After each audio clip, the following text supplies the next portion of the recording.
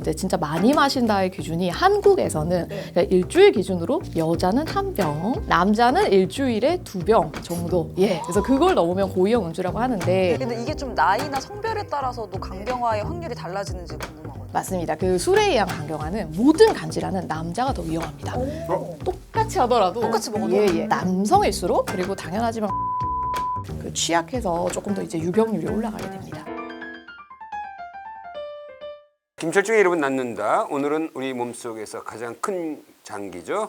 간 건강에 대해서 모든 것을 알아보겠습니다. 네, 간 보는 의사 언니로 유명하신 분이죠. 유정주 순천향대 부천병원의 소화기내과 교수님 모셨습니다. 안녕하세요. 반갑습니다. 그 간 질환이 사실 여러 가지가 있잖아요. 어떤 것들이 있을까요? 이제 사회적으로 사람들이 많이 알고 계신 거는 이제 뭐 간경화, 간암 이런 거 있을 것 같고요. 우리나라에서는 아무래도 B형 간염이 지금 이제 제일 많고, 최근에 이제 뭐 중국 이주민이나 이제 해외 국민들이 들어오면서 이제 C형 간염 쪽도 좀 관심이 많고 있고요. 비만 환자가 늘어나면서 요새는 비알코올성 지방간, 뭐 대사이사성 지방간 이런 것들도 증가 추세입니다. 근데 사실 간 하면은 음주를 빼놓을 수가 없는데, 음주를 이렇게 자주 하다 보면 어떤 간 질환에 걸리게 되는 건가요? 이게 이제 술 자체가 어쨌든 요 간에 직접적인 영향을 주기도 하고요. 간이란 게 이제 모든 물질의 마지막 대사 장소라고 생각하시면 될 것 같아요. 그래서 그런 어떤 오폐물 제거장, 계속 뭔가 나쁜 게 오게 되면은 가장 끝에 있는 간이 최종적으로 나쁜 영향을 받을 때가 많습니다. 일반적으로 건강에 해를 끼치지 않는 음주의 범위 이런 게 있잖아요. 고위험 음주라고 얘기를 하는데요. 이제 진짜 많이 마신다의 기준이 한국에서는 일주일 기준으로 여자는 1병, 남자는 일주일에 2병 정도. 그래서 그걸 넘으면 고위험 음주라고 하는데, 확률적으로는 술을 이제 계속 많이 드시는 한 5년 이상 뭐 일주일에 그렇게 2병 이상 드시면은 한 80%의 확률로 알코올성 지방간이 생기게 되고요. 그래서 지방간은 흔히 생깁니다. 알코올성 지방간은. 근데 그 중에 40%의 환자들이 이제 염증까지 진행하는 알코올성 간염으로 진행을 하게 되고요. 알코올성 간염까지 왔는데도 음주를 계속 하시면 보통 3년 안에 20% 정도에서 간경화, 간경변증으로 가게 됩니다. 근데 이게 좀 나이나 성별에 따라서도 간경화의 확률이 달라지는지 궁금하거든요. 맞습니다. 그 술에 의한 간경화는 모든 간질환은 남자가 더 위험합니다. 똑같이 하더라도 똑같이 먹어도? 남성일수록, 그리고 당연하지만 고령일수록 그 취약해서 조금 더 이제 유병률이 올라가게 됩니다. 근데 저는 개인적으로 궁금한 게, 한 번에 많은 양의 술을 마시는 것과 매일매일 반주식으로 조금씩 자주 먹는 것, 뭐가 더 안 좋은가요? 환자분들이 맨날 물어보세요. 진짜 술을 좀 끊으셨으면 좋겠는데 근데 끊고 싶지 않으시고. 근데 이제 항상 드리는 얘기가, 제일 중요한 거는 알코올의 총량입니다.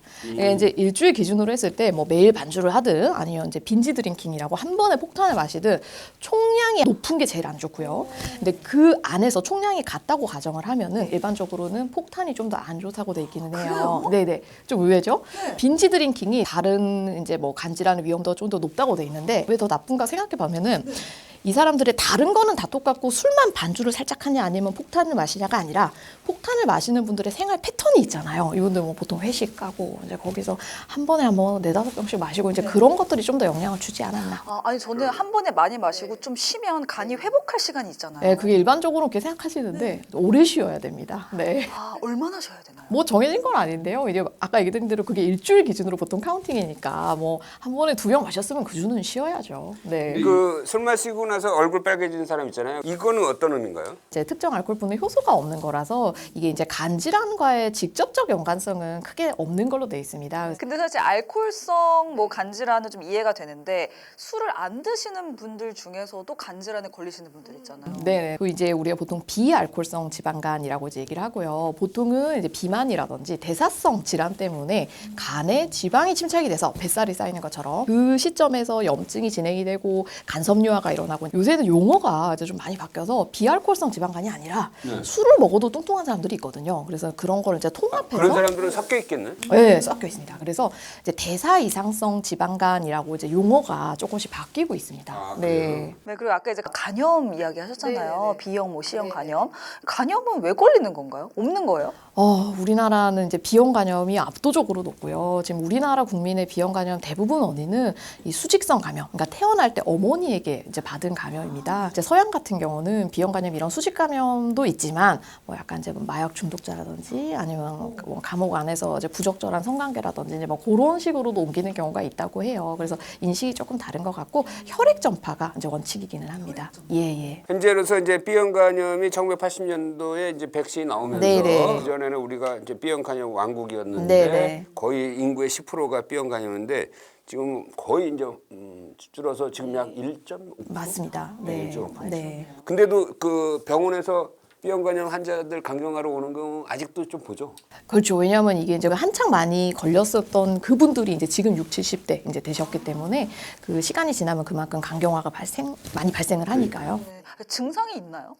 안타깝게 증상이 있으면 참 빨리 좋겠는데 이게 증상이 없는 경우가 훨씬 더 많은 것 같습니다. 네, 그래서 어느 날 갑자기 간경화라고 얘기 듣고 오시는 경우가 좀 더 많아요. 알코올성 간염에 의해서 오는 거는 술을 줄이게 하고 뭐 다른 식이요법이나 이런 걸로 이제 치료하겠지만 B형 간염은 어떻게 해요? B형 간염은 항바이러스제가 거의 생명줄입니다. 그래서 B형 간염 약은 이제 만약에 해당이 되면은 드셔서 B형 간염의 증식을 억제를 해야 간경화, 간암 이런 이제 합병증이 없어지게 되죠. 네. 근데 B형 간염은 다양한 약제들이 많이 나와서 거의 그 완치 수준으로 가고 있지 않나요? 이게 참, 네, 완치면 좋은데. 아니, 완치가 아니라 좀 관리 수준. 네, 관리는 됩니다. 근데 이게 이렇게 생각하시면 될 것 같아요. B형 간염을 약을 먹으면 바닥까지 눌러는 주는데 몰아내지를 못해요. 평생 먹어야 돼요? 아직까지는 조금 환자분들 입장에서는 몇 년씩 먹어야 된다는 거에 대한 부담이 좀 있습니다. 그럼 네. 자기가 B형 간염이 있다라고 하는 분은 위험시를 조기에 발견하려면 어떻게 해야 돼요? 정기 검진을 해야 됩니다. 네, 그래서 우리 국가에서 이제 40세 이상의 B형 간염 환자에 대해서는 이제 상반기, 하반기 1년에 2번 이렇게 복부 초음파랑 그다음에 뭐 알파 태아 단백이라고 종양 표지자 검사를 해주고 있어요. 혜택을 적극적으로 이용하시는 게 좋습니다. 자, 그럼 C형 간염으로 넘어갈까요? 아까 굉장히 중요한 얘기를 하셨는데 이게 해외에서 많이 와요? 요새 우리나라 자체에서도 좀 많이 있었고요. 한 1% 미만인 것 같습니다. 근데 이제 요새는 이제 뭐 중국이라든지 그런 해외 노동자분들한테도 좀 심심찮게 볼 수는 C형 간염 있어요. 발견되는 네네네. 이게 C형 간염이라는 게 검사를 안 하다가 이게 나중에 60대, 70대 돼서 다른 수술 받으려고 했는데 수술 전 검사에서 보니까 C형 간염이 나온 거예요. 네네네. 그런 경우가 많더라고요. 그러니까 B형 간염은 국가에서 이제 40세 때 검진해서 일률적으로 해주는데 C형 간염은 그렇게 검사를 해주는 데가 없습니다. 그러니까 진짜 모르고 있다가 나중에 검사해보니 뭐 C형 간염 이런 경우가 좀 많아서. 근데 C형 간염도 마찬가지로 이게 오래되면 간경화로 진행되는 거예요. 네네네. 그 C형 간염이 B형 간염보다 10년 정도씩 늦는다고 생각하시면 될 것 같아요. 그래서 B형 간염이 한 50대쯤 간경화나 뭐 이렇게 오면 C형 간염은 한 60대 이렇게 한 플러스 10살 정도로 그럼 이 고령화 시대에는 계속 환자가 늘겠네. 가능성이 있습니다. 근데 워낙 요새 치료가 좋아져가지고요. 요새 심지어 WHO에서는 전 세계 C형 간염을 박멸하겠다 이런 목표를 세웠더라고요. 네. 그 아까 말씀하신 C형 간염 치료제는 거의 완치가 되는 네, 항바이러스제예요. 네네네. 2달이나 3달을 먹으면 보통 완치율이 한 뭐 95에서 99% 정도. 건강보험 해주고 건강보험을 해주는데도 약값이 좀 비쌉니다. 우리나라가 딴 나라에 비해 싼데도 한 달 약값이 한 70만 원에서 100만 원 사이. 두세 세 달이면 끝이니까요. 완치시키는 거 아니에요? 네. 그러면 몇 살 때 한번 C형 간염 검사를 받아보는 게 좋을까요? 저는 사실 40세 때 동일하게 B형 간염 하면서 C형 간염 확인하는 게 좋다고 봅니다. 네. 근데 C형 간염도 이제 피로 인해서 전염이 되는 거잖아요. 네네네. 그러면 마약도 안 하고, 뭐 엄마한테 받은 것도 없는데 왜 갑자기 C형 간염인 거예요? 이게 이제 저희 환자분들도 물어보면 잘 그런 병력이 없어요. 외국과 달리 저희 국민들은 되게 건전하게 사시거든요. 근데 이제 제 추측인데 예전에는 C형 간염이 이제 수혈통해서 좀 많이 옮겼던 것 같아요. 내지는 뭐 영양제를 너무 자주 받으신다든지 아니면 뭐 이런 문신 같은 시술 조금 이제 검증되지 않아서 그런 게 조금 의심이 됩니다. 요새는 잘하는데 예전에. 예전에. 네. 말씀하신 대로 40세에 B형하고 C형 같이 해보는 네. 이제 우리 B하고 C 했잖아요. 자 이제 다시 A로 돌아옵시다. A형 간염은 이제 또 판이 다른 거죠. 네네. A형 간염은 저희가 보통은 이제 먹는 거, 그러니까 혈액 전파가 아니라 뭐 분변, 경구 이렇게 전파라 그래가지고 먹는 음식으로 걸리게 되고요. 식중독 같은 거죠. 예. 근데 이거는 다행히 급성에서 끝나고 만성으로 넘어가지 않습니다. 한번 앓고 나면 끝. 네. 위생의 역설이지만 이 젊은 사람들이 A형 간염 잘 걸리잖아요. 우리 같은 사람은 어렸을 때 한 번 걸린 거야. 그래가지고 면역이 있는데 항체가 있어요. 저 항체 없다 그러더라고요. 젊은 사람들은 아주 깨끗한 환경에 자랐기 때문에 네네네. 그래서 이 사람들이 한번 걸리면 세게 앓는다는데. 맞습니다. 이게 늦게 앓을수록 고생을 하는데요. 한 진짜 20대 후반부터 A형 간염 앓게 되면은 한 일주일씩 입원하시고 그런 것 같아요. 네. 그럼 A형 간염은 백신이 있잖아요. 백신이죠. 6개월 간격으로 2번. 그러면 우리 웬만한 항체가 없으면은 A형 백신 맞으라고 권장하세요? 네, 저는 그래서 10대, 20대 요새는 한 40대 초반 정도까지는 좀 항체가 없는 분들이 꽤 많은 것 같아요. 네, 꼭 맞으십시오. 네. 그러면 그거는 백신만 맞으면 항체 생성률이 몇 프로예요? 거의 95% 이상 상회해서요. 이건 네. 건강보험 지원해줘요? 지원 안 해줍니다. 네, 네. 뭐 지방간이 심해져서 간경화 오기도 하고 뭐 B형 간염이 오래돼서 만성화돼서 간경화가 오는데 그 간경화가 오는 신호 같은 거 없어요? 신호. 이런 증상이 있으면 간경화 의심할 만하다.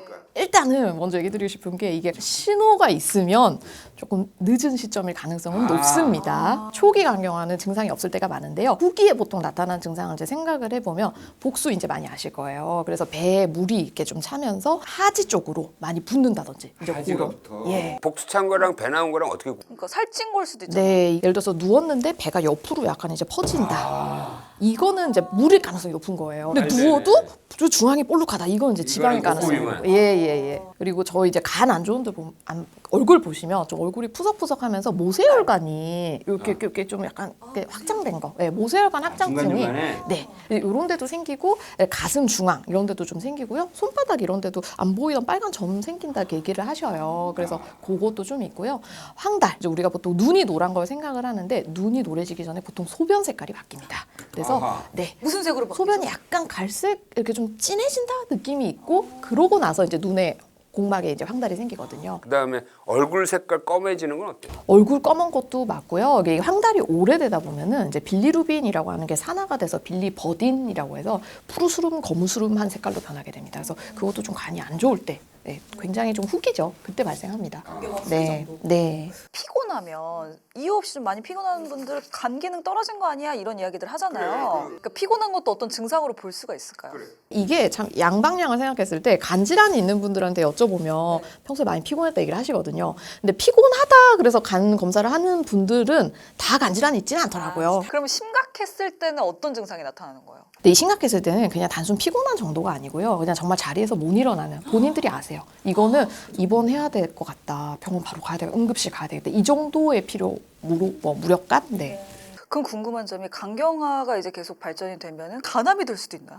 가능성이 있고요. 이제 간 기능이 더 많이 굳을수록, 그러니까 간경화가 심할수록 간암의 발생률이 높은데 간암까지 못 가고 그냥 정말 간경화 자체에서 간 기능이 떨어지게 되면서 돌아가시게 되는 경우가 조금 더 많은 것 같긴 해요. 그래서 이제 간이 딱딱해질수록 간암의 위험성이 올라가는 건데 그 딱딱한 간암이 이렇게 어떤 운동을 한다든지 뭐 약물 치료를 한다든지 이렇게 다시 말랑말랑해질 수는 없어요? 옛날에는 굳으면 끝이다 이렇게 생각을 했어요. 근데 요새는 좀 바뀌어서 원인 되는 거를 조금 일찍 제거를 하면 좀 돌아온다. 그러니까 정설이 되고 있고 원인 되는 거란 건 예를 들어서 알코올성 간염이면 알코올성 아니면 알코올이고 B형 간염이면은 항바이러스죠. 예, 맞습니다. 다시 말랑말랑해질 수 있는 거예요? 예, 근데 이것도 조금 이제 빨리 오셔야지 너무 진행된 이제 간경화 상태에서는 이제 치료를 해도 계속 조금 브레이크만 밟아주지 갈 때가 많더라고요. 네. 자, 오늘 간염 위주로 체크해봤습니다. 2부에서는 우리 일상생활과 먹는 음식이 간에 얼마나 영향을 미치는지를 한번 또 알아보겠습니다. 네, 이정재 교수님 오늘 함께해 주셔서 고맙습니다. 감사합니다. 감사합니다.